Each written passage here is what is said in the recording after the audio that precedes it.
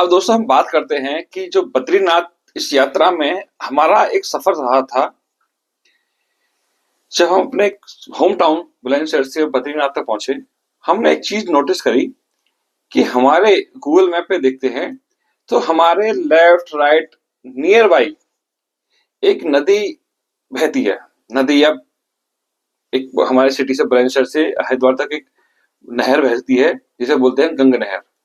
अगर हम Google map करके देखते हैं तो हमारे सिटी टाउन से वो पैरेलल ही चलती है हमारे साथ, ठीक है ना। अब पैरेलल चलने के साथ साथ हम जब गूगल मैप पे हमने उसको खोल कर देखा तो हमें बड़ी इंटरेस्टिंग चीज मिली कि वो हमारे साथ पैरेलल बुलंदशहर से लेके बद्रीनाथ इटली माना तक थी और माना से लेके हमारे बुलंदशहर तक थी। मैंने गूगल मैप पे खोल कर देखा, पूरा देखा, बड़ा मुझे बहुत खुशी हुई इस चीज की कि हमारा जो रास्ता पड़ता है, घर पड़ता है, वो उसी गंगा नहर के पास पड़ता है, इधर उधर हमारा कहीं नहीं है, ठीक है ना। तो उस थोड़ा सा मैं आपको बताना चाहूंगा कि ये जो नदी है इसके बारे में थोड़ी सी आपके बात शेयर करूंगा। ये जो नदी का नाम है, इस नदी का नाम है अलकनंदा। जो अलकनंदा नदी है वो एक वसुधारा फॉल्स और आप कह सकते हैं वहां पर ग्लेशियर से, हिमालयाज ग्लेशियर से आप जो गूगल मैप पे खोल कर देखेंगे वहां से निकलती है और वो माना गांव में आकर सरस्वती नदी से जुड़ती है। और सरस्वती नदी का अगर गूगल मैप पर आप नाम देखेंगे तो केवल माना और माना से पीछे, थोड़ा सा पीछे तक जाएंगे तो वहां तक आती है।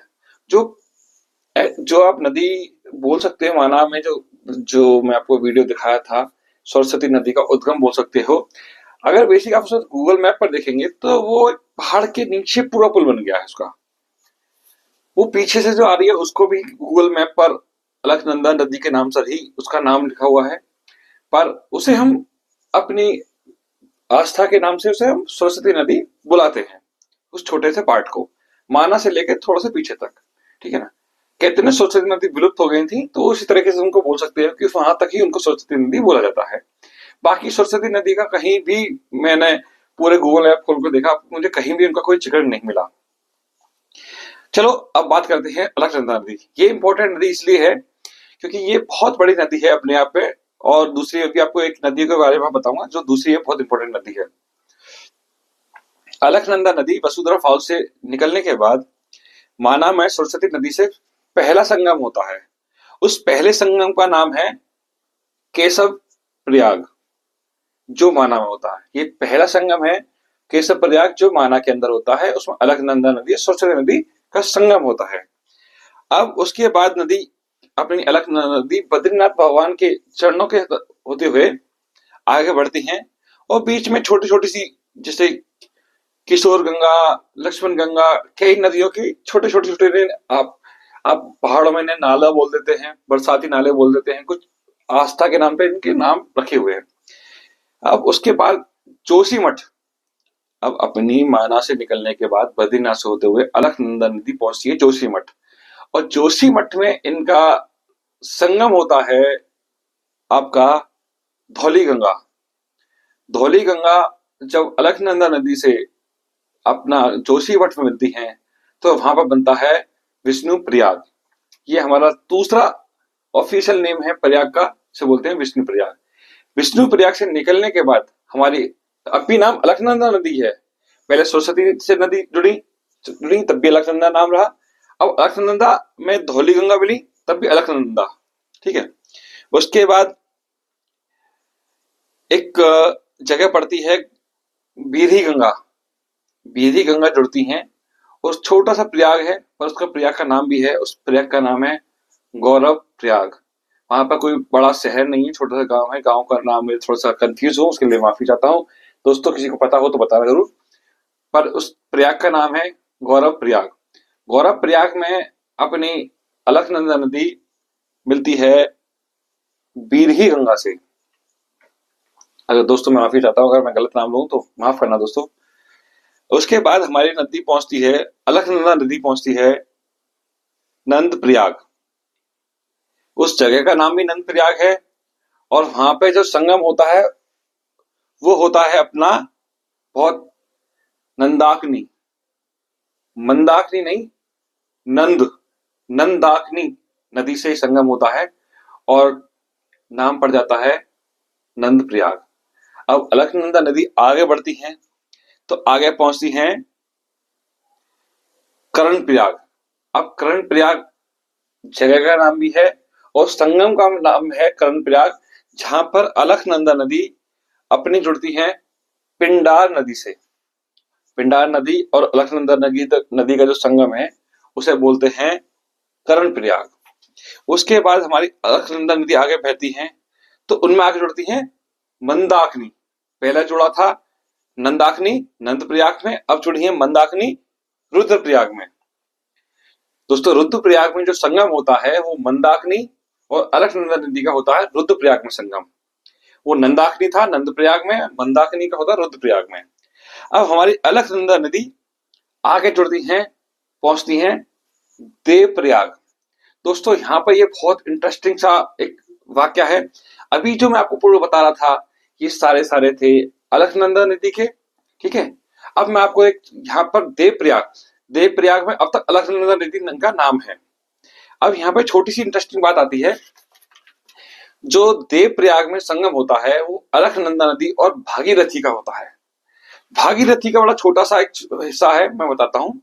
जो भागीरथी नदी है वो बेसिकली गौमुख से निकली है, ठीक है ना। गौमुख से निकलने के बाद, और गौमुख से जब निकली है उनका नाम भागीरथी ही है।